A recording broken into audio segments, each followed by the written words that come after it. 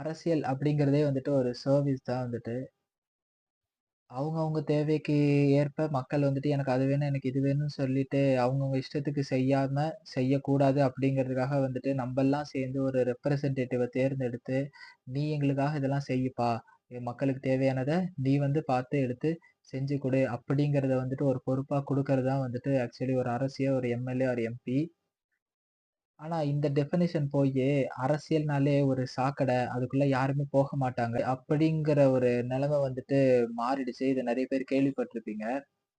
இப்ப இந்த 2026 எலக்ஷனுக்காக வந்துட்டு எல்லா இடத்துலயுமே வந்துட்டு எல்லா கட்சிகளும் வந்துட்டு பிரச்சாரத்துக்கு போறாங்க. நெறைய பேர் வந்து எல்லா பிரச்சாரம், எல்லாரும் என்னென்ன சொல்றாங்க, என்னென்ன பண்றாங்கன்னு சொல்லிட்டு வாட்ச் பண்ணியிருப்பீங்க. இதுல வந்துட்டு இந்த சீப் பாலிடிக்ஸ்ன்னு சொல்லுவாங்க தெரியுமா? இந்த மாரி எச்சத்தனமா இருக்கு அப்படிங்கிற மாதிரி வந்துட்டு ஒரு சில விஷயங்கள்லாம் நான் பார்த்தேன். திரு உதயநிதி வந்துட்டு எடப்பாடிய வந்துட்டு கால்ல விழுந்து பதவி வாங்குனாரு. கூவத்தூர்ல போய் கால்ல விழுந்து அந்த இதுல தான் பதவி வாங்குனாரு. அது மாரி எப்ப பார்த்தாலும் மோடி காலையே பிடிப்பாரு. எங்கனாலும் மோடி கால்ல போய் விழுந்துருவாரு. அமித்ஷா கால்ல போய் விழுந்துருவாரு. அப்படிங்கிற மாதிரி வந்துட்டு அவரு உதயநிதிய விட அவர் வந்துட்டு எவ்வளோ வயசுல மூத்தவரு.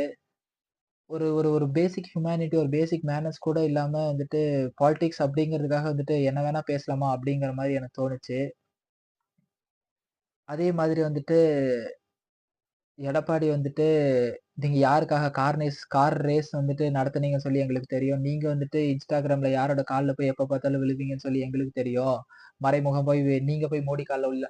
ஸோ இந்த மாதிரி வந்துட்டு ஒரு சீப் அண்ட் ஒரு டர்ட்டி பாலிடிக்ஸ் தான் வந்து நடக்குது. ஆக்சுவலி எலக்ஷன் சொல்லி வந்தாக்கா வந்துட்டு, நான் மக்களுக்கு இது செஞ்சேன். நான் உங்களுக்கு இதெல்லாம் பண்ணேன். உங்களுக்காக நான் இன்னும் வந்துட்டு இதெல்லாம் திட்டங்கள் வச்சிருக்கேன். அப்படின்னு சொல்லிட்டு ஒரு நல்லதோ சொல்லி ஓட்டு கேட்கறதா தவிர பிரச்சார கூட்டத்துல அத்தன தொண்டர்கள், அத்தன பேர் இருக்கும்போது வந்துட்டு, நீங்க வந்துட்டு அவர இப்படி சொல்றதும், அவர் வந்துட்டு உங்கள மாத்தி இப்படி சொல்றதும் வந்துட்டு, ஒரே கேள்விதான். What example are you trying to make for the next generation to vote for you?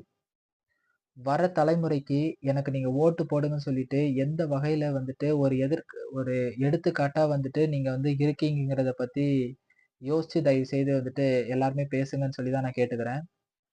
இதெல்லாம் மக்கள் வந்துட்டு தயவுசெய்து நீங்க தான் பார்த்து வந்துட்டு முடிவெடுக்கணும். இப்படிப்பட்ட ஒரு நெக்ஸ்ட் ஜெனரேஷன் லீடர்ஸ் கிட்ட தான் உங்க வருங்கால ஜெனரேஷனோட லைஃப வந்து குடுத்து எங்களுக்கு நல்லது செய்யுங்கன்னு சொல்லி சொல்ல போறீங்களாங்கிற முடிவ வந்துட்டு நீங்க தான் எடுக்கணும். தலைவன் எவ்வளியோ தொண்டன் அவ்வழி தான் சொல்லுவாங்க. தயவு செய்து இந்த மாதிரி வந்துட்டு ஒரு நெக்ஸ்ட் ஜெனரேஷன் பீப்பிள வந்துட்டு லைஃப குடுத்துறாதீங்க.